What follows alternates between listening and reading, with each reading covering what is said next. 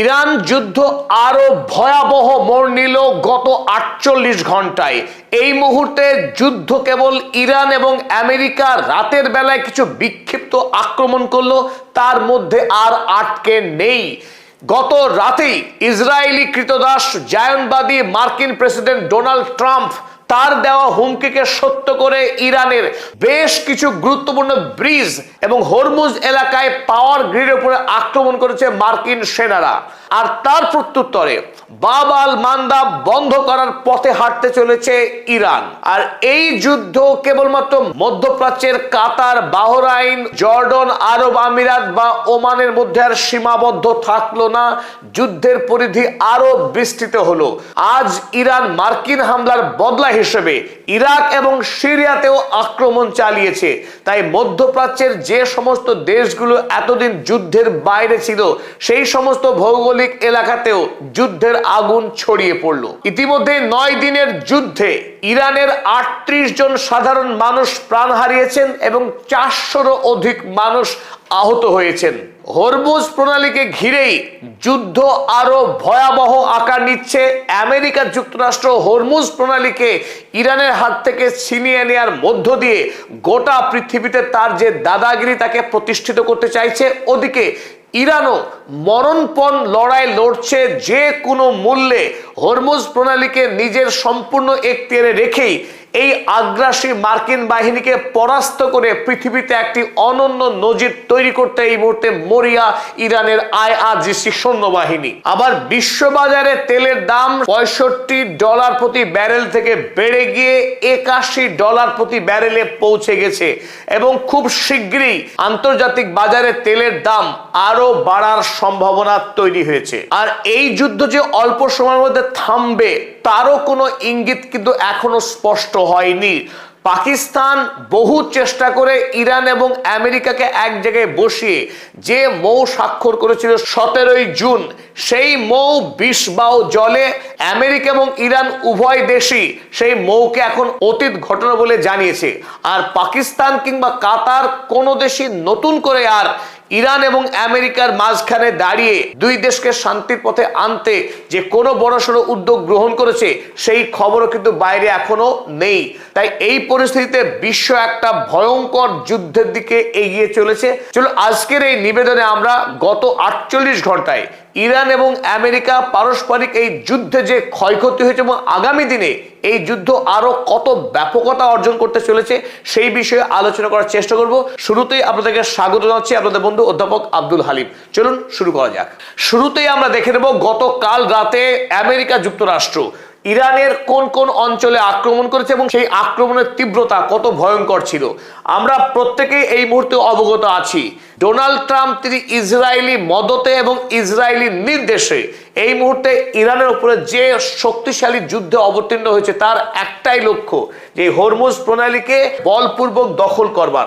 আর সেই লক্ষ্য নিয়ে গতকাল রাতে এই হরমুজ এলাকায়, বিশেষ করে বন্দর আব্বাস এলাকায় যে কয়েকটি গুরুত্বপূর্ণ ব্রিজ, যে ব্রিজগুলো ইরানের বিভিন্ন শহরের সঙ্গে সংযুক্ত রক্ষা করে এবং গুরুত্বপূর্ণ সিরাজ শহর, এই সিরাজ শহর থেকে দেশের উত্তর, পূর্ব কিংবা পশ্চিমের যত গুরুত্বপূর্ণ শহর রয়েছে প্রত্যেকটি শহরের সঙ্গে যোগাযোগ রয়েছে এই সিরাজ শহর থেকে। সুতরাং গতকাল সারা রাত এমনকি আজকের দিন সকাল 9টা পর্যন্ত এই রাক্ষসে মার্কিন সৈন্যরা ভয়ঙ্কর আক্রমণ চালিয়েছে এই বন্দর আব্বাস এলাকাতে এবং এই আক্রমণের মধ্য দিয়ে তারা 5টা ব্রিজকে ধ্বংস করেছে। ঠিক ডোনাল্ড ট্রাম্প যা হুমকি দিয়ে আসছিলেন, 5টি ব্রিজের মধ্যে গুরুত্বপূর্ণ বন্দর আব্বাস টু সিরাজ ব্রিজ, এই ব্রিজ কাল আক্রান্ত হয়েছে এবং বেশ ক্ষয়ক্ষতি হয়েছে এই ব্রিজের। আর এই ব্রিজে যখন আক্রমণ করা হয় তখনই 7 জন মানুষ খুন হয়েছেন এবং আরো 9 জন মানুষ জখম হয়েছেন। দ্বিতীয়ত ধ্বংস হয়েছে কুয়েরাস্তান ব্রিজ এবং গারিবে ব্রিজ। এই দুটি ব্রিজ যখন ধ্বংস হয় তখন 2 জন মানুষ খুন হয়েছেন, 4 জন মানুষ আহত হয়েছেন। এছাড়াও বন্দর এলাকায় আরো 2টি গুরুত্বপূর্ণ ব্রিজ কাল রাতেই টার্গেট হয়েছে। চলুন এবার দেখে নিই ব্রিজ ছাড়া আর কোন কোন গুরুত্বপূর্ণ এলাকা গতকাল রাতে মার্কিন সৈন্যরা আক্রমণ করেছে। যেমন বন্দর আব্বাস রেলওয়ে জাংশন, রেলওয়ে জাংশনে আক্রমণ করে রেল কানেক্টিভিটিকে ধ্বংস করতে চাইছে আমেরিকা, যাতে ইরান মাথা উঁচু করে আর দাঁড়াতে না পারে। ইরান এমন একটি দেশ যে দেশের সর্বপ্রান্তে রেল লাইন এবং সড়ক দিয়ে মুড়ে রেখেছে, সেই রেল লাইনকে ধ্বংস করবার জন্যই কাল বন্দর আব্বাস রেলওয়ে জাংশনে আক্রমণ চালিয়েছে।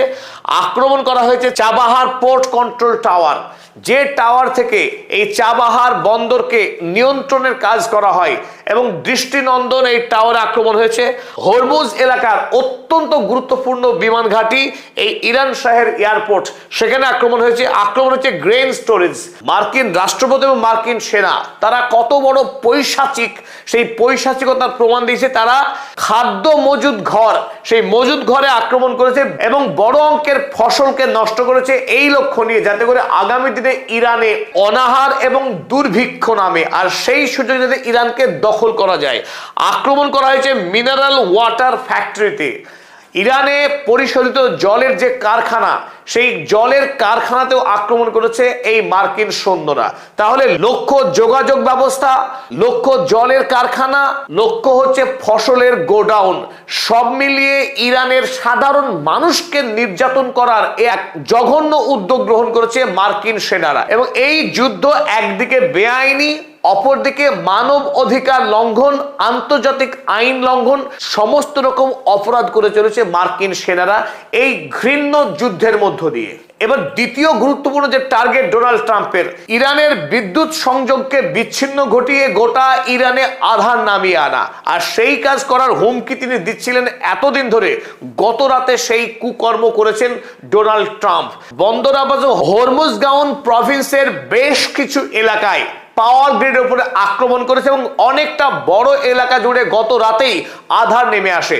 যদিও সকাল হতে হতেই বেশ কিছু এলাকায় ইরানের বিদ্যুৎ কর্মীরা বিদ্যুৎ গতিতেই তার মেরামত করেছে, কিন্তু আজ ইরান সরকারের পক্ষে এই হরমুজ প্রভিন্স এলাকার মানুষকে পরিমিত বিদ্যুৎ ব্যবহারের অনুরোধ করা হয়েছে, এবং যে সমস্ত এলাকায় বিদ্যুৎ সংযোগ ফিরিয়ে আনা যায়নি সেই সমস্ত এলাকায় জোর কদমে কাজ চলছে। কিন্তু এই আক্রমণ করবার পরই ইরানের সরকার আরো নড়ে চড়ে বসেছে এবং তারা ইতিমধ্যেই ইয়েমেনের হুথি গ্রুপকে সর্বপ্রকার ব্যবস্থা গ্রহণ করতে বলেছে, যাতে ইরানের নির্দেশ পাওয়া মাত্রই এই হুথি যেন বাব আল মান্দাবকে বন্ধ করে দিতে পারে।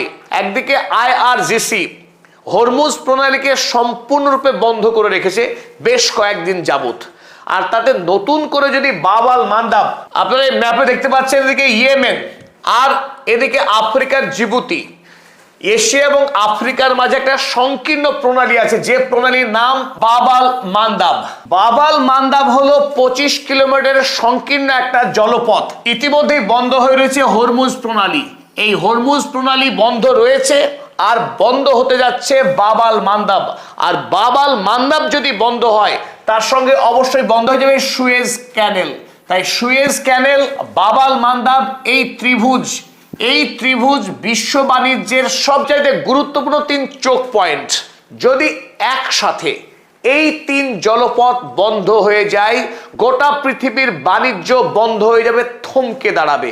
কারণ আমরা আগের ভিডিওতে আপনাদের দেখিয়েছিলাম এই 3 গুরুত্বপূর্ণ চোখ পয়েন্টেই 30%-এরও অধিক বাণিজ্য হয়। আর যদি আমরা জ্বালানির কথা বলি, বিশ্বের যত জ্বালানি পরিবহন হয় তার 20% জ্বালানি পরিবহন হয় হরমুজ দিয়ে, আর বাব আল মান্দাব দিয়ে 7% জ্বালানি পরিবহন হয়। তাই 30%-এর কাছাকাছি বিশ্বের জ্বালানি পরিবহন হয় এই 3 জলপথ দিয়েই।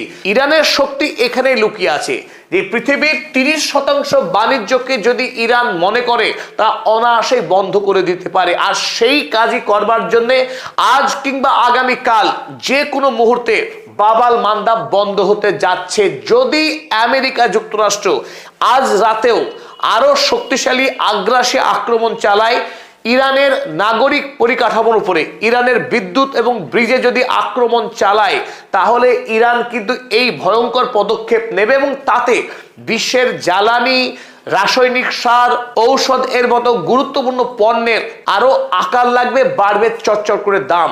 তাই গোটা পৃথিবী একটা ভয়ঙ্কর আশঙ্কার মধ্য দিয়ে আরো বিপদের দিকে এগিয়ে যাচ্ছে।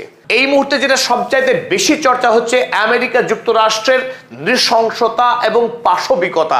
আমেরিকা যুক্তরাষ্ট্র ইসরায়েল এরা পৃথিবীর ইতিহাসে যেটা সবচাইতে জঘন্য কাজ, সেই ঘৃণ্যতম কাজটাকেও অনায়াসেই করতে পারে। একদিকে ইরানের অসংখ্য শিশু যারা ক্যান্সার রোগে আক্রান্ত, যাদেরকে কেমো দেওয়া হয়, সেই ধরনের 211 জন শিশু রোগী যারা ক্যান্সারে ভুগছেন, তারা এই ওয়ার্ডে ভর্তি ছিলেন। সেই সময়ে এই বিল্ডিং এর ঠিক পাশেই মারাত্মকভাবে আকাশ থেকে বোমা বর্ষণ করে ক্ষয়ক্ষতি চালানো হয় গোটা এলাকায়। ফলে এই ক্যান্সার হাসপাতাল বেশ ক্ষতিগ্রস্ত হয়েছে। একদিকে শিশুদেরকে খুন করা, অন্যদিকে শিশু যারা ক্যান্সারে ভুগছে তাদের হাসপাতালে গিয়ে আক্রমণ করা, এমন অমানবিক কাজ করা এই ভ্যাম্পায়ার ডোনাল্ড ট্রাম্পের পক্ষেই মানায়। স্বাভাবিকভাবে এই মুহূর্তে গোটা পৃথিবীর যত মানবাধিকার সংগঠন রয়েছে তারা চিৎকার করছে এই ভ্যাম্পায়ার ডোনাল্ড ট্রাম্পকে তার এই অপকর্মের জন্যে। যখন আমেরিকা তার আক্রমণের তীব্রতা বাড়িয়েছে, ঠিক অনুরূপভাবেই ইরানের আইআরজিসি তারাও মার্কিন সাম্রাজ্যকে মধ্যপ্রাচ্য থেকে উৎখাত করবার জন্য গোটা মধ্যপ্রাচ্যের যে সমস্ত দেশে যতগুলি মার্কিন সেনা ছাউনি রয়েছে তার অধিকাংশের ওপরেই আজ সারা দিন ধরে ইরান মারাত্মকভাবে আক্রমণ চালিয়েছে এবং এই আক্রমণের ফলে ইতিমধ্যেই ইরান বেশ কিছু সাফল্য পেয়েছে। আমেরিকার যে সামরিক শক্তি তার বিশাল পরিমাণ মোতায়েন রয়েছে কাতার, কুয়েত, বাহরাইন, জর্ডনের মতো দেশগুলিতে।